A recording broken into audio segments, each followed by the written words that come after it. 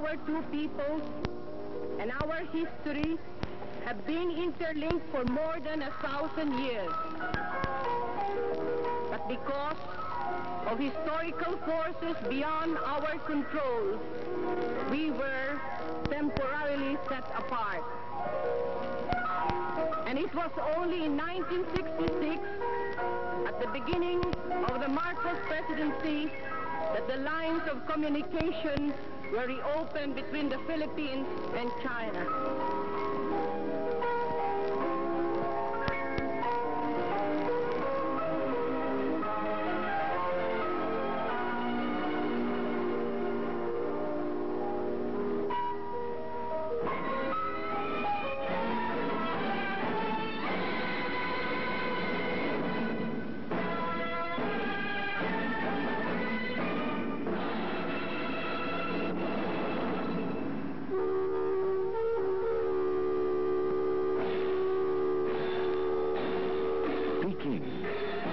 The People's Republic of China probably has always been one of the most intriguing and dimly understood power centers of the world.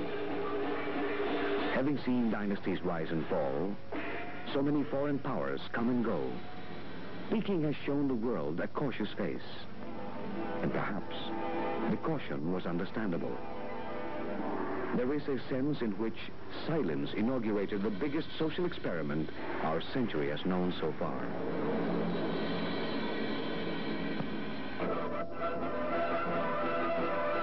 25 years ago, on October 1st, Mao Zedong proclaimed the birth of the People's Republic of China from Peking's Gate of Heavenly Peace. Today, he said, the people of China stood up. But history is perhaps never more obscure and more elusive than when it is being made. And for more than 2 decades, the world turned its back on the reality represented by Mao's declaration. The reality of 800 million human beings involved in the creation of a radically new culture. Mao's China has since taken its rightful place in the United Nations and is as much a mecca now for statesmen and politicians as Washington and Moscow.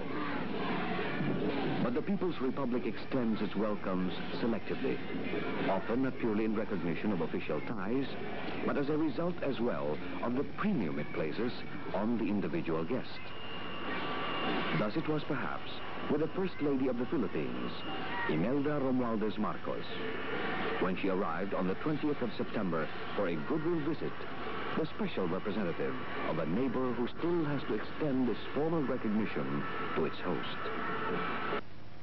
Waiving their normal procedure, the Chinese allowed Philippine Airlines to fly the First Lady and her party direct from Manila to Peking. The privilege was but the foretaste of many extraordinary honors and courtesies which the Chinese were to extend to their Asian guests. Almost as though the occasion were not a first meeting, but a reunion.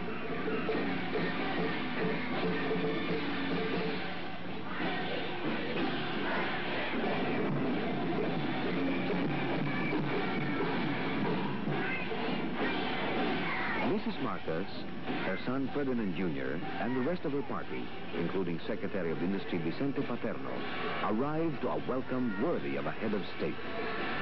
Leading the welcome was Vice Premier Li Shen-yen, one of 2 men who had been running the Chinese government since June, when Premier Zhou Enlai entered the hospital for major treatment. Important ministries and state agencies were well represented, along with members of the diplomatic community.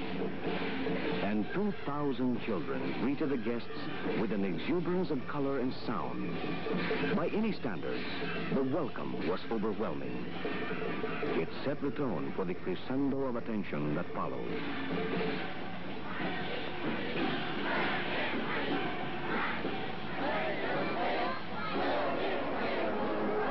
For within 3 hours of her arrival, Mrs. Marcos was face to face with Premier Zhou, to whom she owed the invitation. She was the first visitor to see him in more than 2 months, and that by itself was news.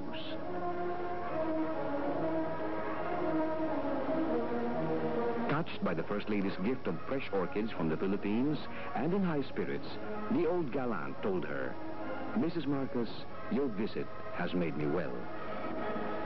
Disproving unfounded speculation that your 2-month absence from public view boded his retreat from the front ranks of power, the meeting made headlines in Asia the next day and big news around the world.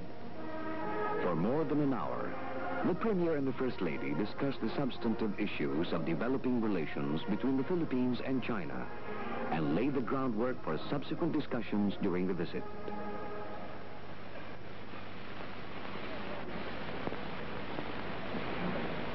Joe deputized Vice Premier Lee to pursue the talks with Mrs. Marcos and Secretary Paterno. This early, Premier Joe had indeed sealed the success of the visit.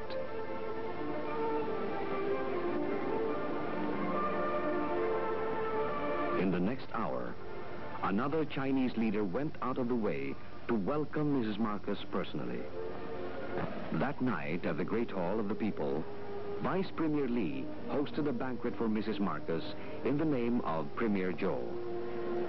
Recent friendly and trade exchanges between the Philippines and China, Lee noted, were proof that countries with different social systems can develop their relations in peaceful coexistence. And Mrs. Marcos replied that the time has come to see what steps the two countries can take to forward relations more deliberately. On her last night in Peking 3 days later, Mrs. Marcos gave a return banquet in the same hall. And then, with Vice Premier Lee, witnessed an exchange of notes between Secretary Paterno and the Chinese Minister for External Trade on the terms of a preliminary trade agreement between China and the Philippines. China would sell the Philippines a continuous supply of oil and buy increased quantities of the major Philippine exports. It was the first concrete result, and a very substantial one, of this goodwill visit by the First Lady.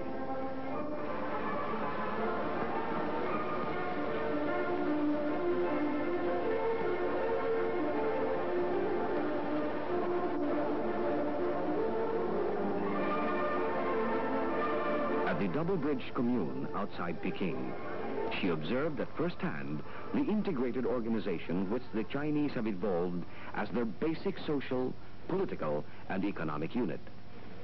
In a land where 4 out of every 5 persons till the soil, self-sufficiency through hard work and self-reliance has been the goal, whether it be running their own affairs, providing the basic services in health and education, or production on the farm and suitable rural industries. Health services, for example, combine professional care with the work of barefoot doctors, Western medicine with traditional methods. In every way, old methods and new ones are continually synthesized. A good harvest will owe as much to patient cultivation with hoe and plow as to the new high-yielding varieties, to night soil for fertilizer, as to modern ways of irrigation and water management. If not the land of milk and honey, China today has progressed dramatically from the widespread hunger and poverty among its masses before 1949 to enviable status as the only developing nation able to feed itself today besides storing food for emergencies.